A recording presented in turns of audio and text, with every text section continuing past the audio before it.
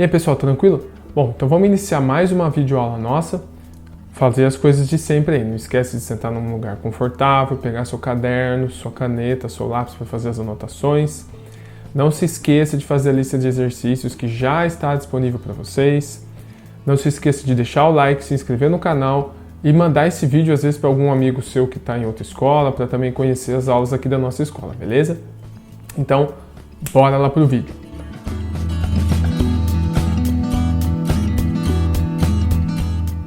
Bom, pessoal do sexto ano, no último vídeo a gente comentou um pouco sobre o sistema excretor, certo? Então, como o sistema excretor funciona. Agora a gente vai avançar para outro sistema. No caso, agora a gente vai avançar para o sistema locomotor. E aqui a gente dá início à apostila número 4, beleza? A gente está um pouquinho atrasado, era para ter começado essa aula na semana passada, mas teve alguns feriados aí na segunda, né? E a gente acabou perdendo um pouco de aula. Mas não tem problema, a gente vai conseguir terminar a apostila, tá? Então, a gente vai estudar hoje sobre o sistema locomotor, que é o sistema que faz o quê? Que faz a gente se mover. E é justamente esse sistema que permitiu a nós, humanos, serem dispersos por todo o nosso planeta. Não só nós humanos, né, mas todos os animais aí que se movem conseguem, através do sistema locomotor, se mover para várias regiões do planeta, se protegendo aí de seca, de inundações e tudo mais. É possível aí, pessoal, que vocês ouçam um ruído de fundo? Tá, porque eu vou ter que ligar o ar-condicionado aqui, não tem jeito, tá muito calor, beleza? Bom, a primeira parte do nosso sistema locomotor é o tecido ósseo. Então lembrem-se que eu falei para vocês que todo o sistema é composto por vários tecidos, certo? E o primeiro tecido desse sistema é o tecido ósseo. A gente já estudou sobre o tecido ósseo, mas aqui a gente vai ver algumas outras coisas. Dentro do nosso osso, a gente tem duas medulas. A medula óssea vermelha e a medula óssea amarela. A medula óssea vermelha é responsável por gerar as células do sangue. E a medula óssea amarela, que fica bem no meio do nosso osso, é responsável por basicamente o estoque de gordura, tá bom? Então, uma parte da medula óssea gera células do sangue, a outra parte estoca gordura, estoca energia, beleza?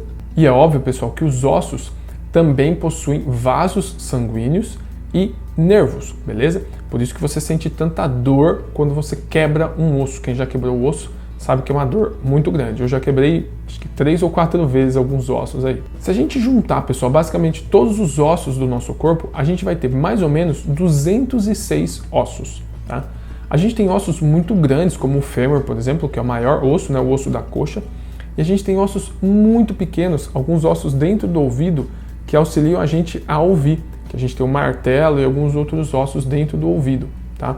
Que são ossos muito pequenininhos, muito finos, tá? Muito sensíveis. Mas, somando ao todo, a gente tem 206 ossos.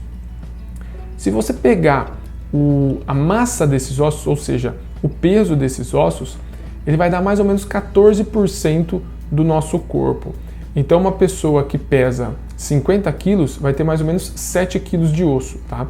Obviamente, isso depende muito de pessoa para pessoa, mas é uma média, tá bom? E aí, quando a gente estudou o tecido ósseo, vocês lembram que eu falei que os ossos possuem basicamente duas funções?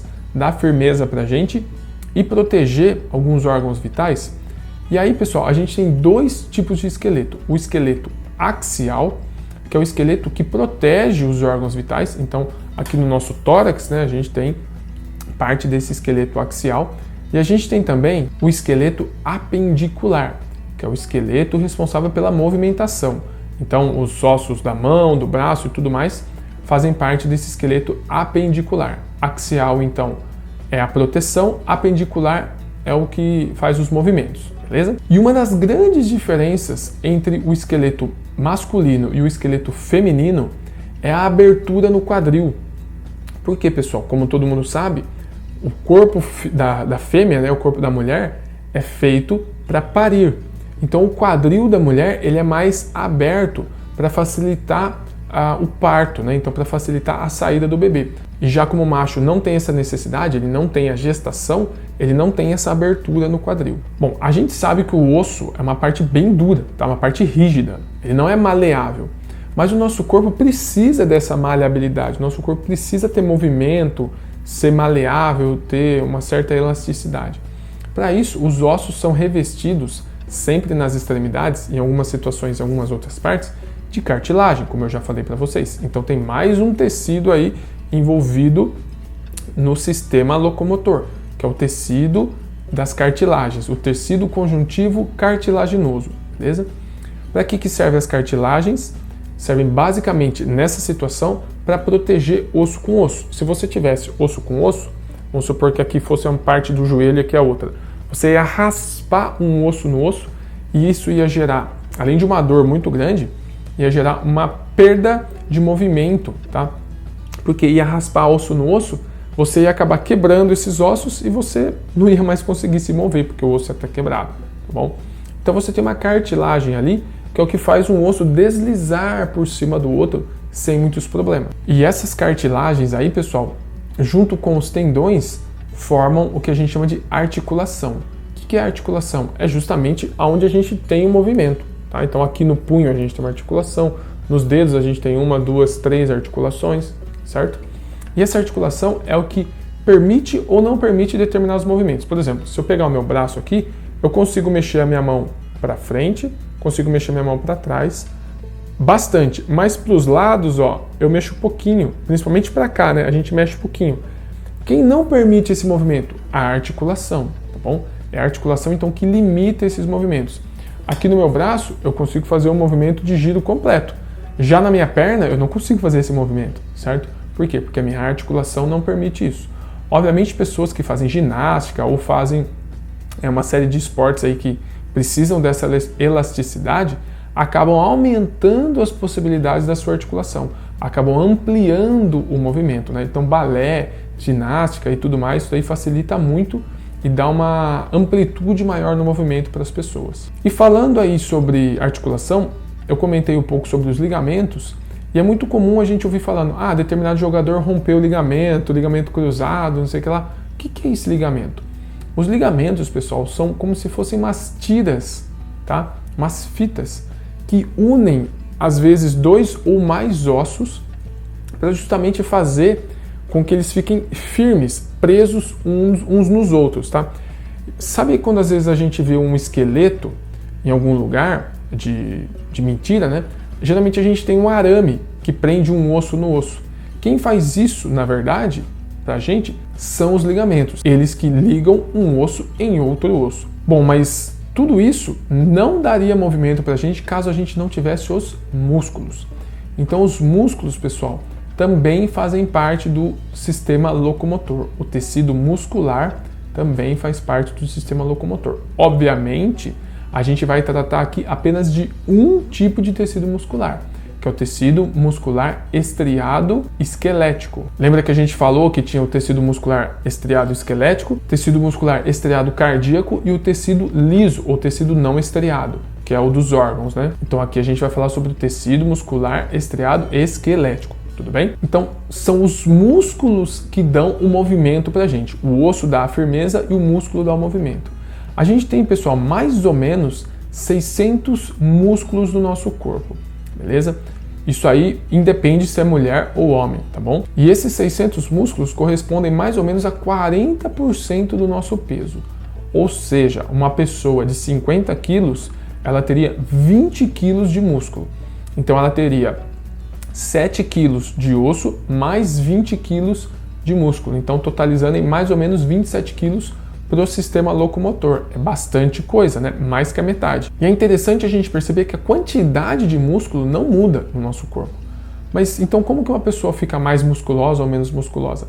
O músculo aumenta de tamanho, igual um pão, né? Quando você põe um pão na forma, você espera o tempo, o pão aumenta. Você não cria mais pão ali dentro, certo? O pão simplesmente aumenta. Então, quando você faz exercício, o que acontece? Você tem as fibras musculares, você rompe essas fibras musculares e o nosso corpo ele constrói essas fibras de novo. E aí você tem o quê? Uma emenda nessas fibras musculares, o que faz com que o músculo fique cada vez maior. Tanto é, pessoal, que isso é um processo que a gente chama de processo inflamatório. Você vai inflamando, né? Porque você precisa fazer de novo. E algumas pessoas que fazem muito exercício, tipo os fisiculturistas, eles podem até acabar tendo febre de tanta fibra que eles romperam e o corpo teve que refazer, tá bom? Mas tudo isso é o quê? É o nosso corpo dando um jeito de se arrumar, beleza? E como eu já disse, pessoal, para a gente se mover, a gente precisa também do tecido nervoso. Então eu vou aqui pegar a minha mão e vou pensar, eu vou mexer a minha mão. Eu tenho que pensar, esse pensamento faz com que uma informação passe por dentro do meu corpo, né? Vá para a minha medula, passe aqui pelo meu braço, tudo isso através de neurônios, chega até a minha mão, esse estímulo faz com que o músculo abra e eu tenho essa sensação de abrir, tá bom? Se algum ponto for interrompido nesse circuito, eu não consigo mover minha mão. Por isso que às vezes algumas pessoas que quebram a coluna, elas têm a medula cortada, têm a medula ferida. E aí é como se você viesse e cortasse o fio. Você não consegue mais mover determinadas partes do corpo, tá bom? Então as pessoas podem ficar paralíticas, e aí tem paraplégica, tetraplégica e assim vai. Por quê? Porque se você cortar a medula, onde passa a maior parte do sistema nervoso, você não consegue reconstruir isso. Ou em partes até consegue, mas é muito sofrido, tá? Para você reconstruir um pouquinho disso daí. Então algumas pessoas perdem esse movimento e nunca mais conseguem recuperar. Por quê? Porque feriu ali, você não consegue mais arrumar, certo? Bom, pessoal, então a gente vai ficando por aqui. Essa foi a nossa aula de hoje. Espero que vocês tenham entendido a matéria. Caso não tenham entendido, não se esqueçam de enviar dúvidas para mim. Não se esqueçam de fazer a lista de exercícios que já está disponível para vocês. Façam a lista. Caso tenha dúvida, mande para mim antes de fazer a lista, né? Não vai ter dúvida, fazer a lista de qualquer jeito para depois mandar para mim. Então, faça a lista. Caso tiver dúvida, me envie as dúvidas, beleza? Não se esqueça que amanhã tem um vídeo de correção de exercícios. E um forte abraço a todos. Até semana que vem. Valeu!